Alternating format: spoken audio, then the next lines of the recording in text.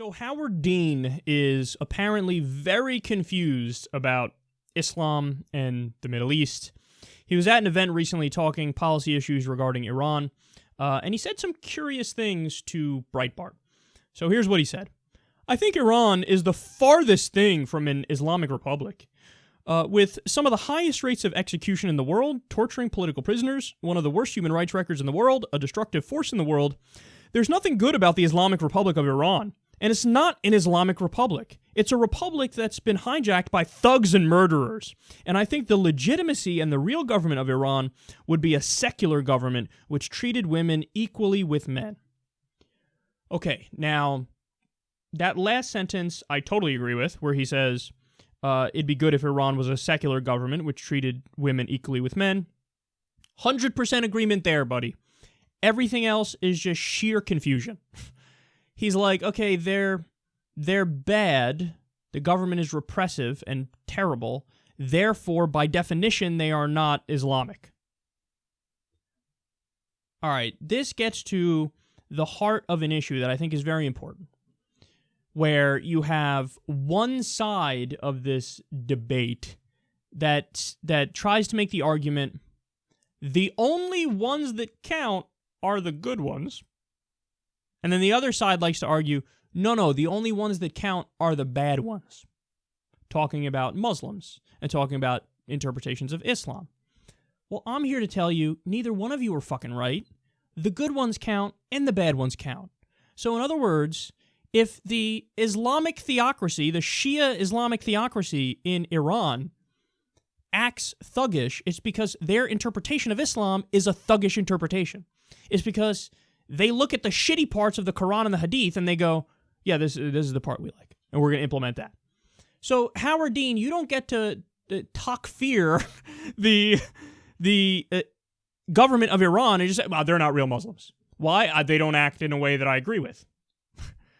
Okay, it's not that anybody who has ever done wrong is a non-Muslim by definition. That's crazy. By that logic, a Muslim can never do anything wrong, ever. By the way, it's the same thing with, like, we saw this with Bill O'Reilly after Anders Breivik did the mass killing in Norway, I think it was. And he killed like 70 people, most of them kids. They were at like this socialist camp or whatever. And he's like, no, I hate them. And so he went and gunned them down. Now, in his manifesto, he had mentioned, I'm doing this for Christianity. And Bill O'Reilly went on his show and said, no, he is not a Christian. Why? Because that's a if you do that by definition, you're not a Christian.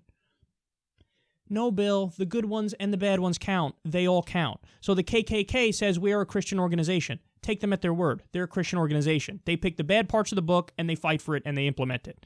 So they are Christian. You know who else is a Christian? Dr. Martin Luther King Jr., who had the opposite philosophy, but used the Bible and used the good parts and said, this is what I believe in and this is what I'll fight for.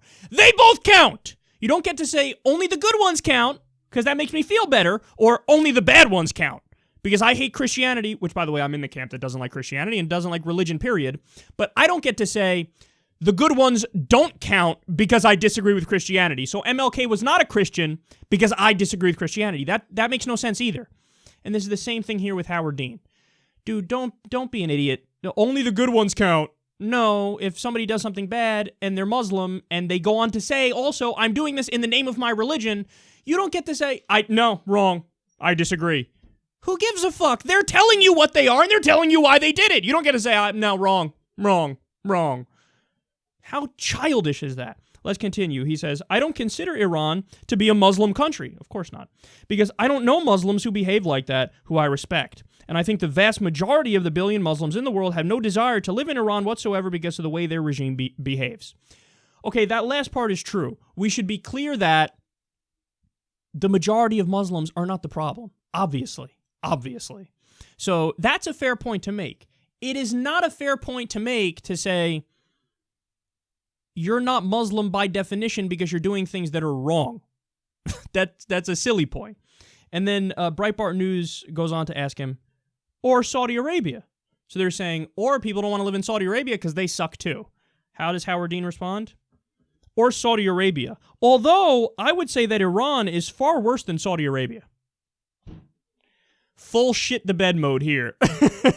he doesn't know the fuck he's talking about. He's got no clue. He's got no idea about the Middle East, about Islam. He's got no clue about any of this shit, and he's talking out of his ass.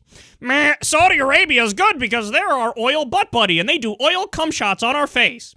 Yeah, they're our allies. Okay, idiot.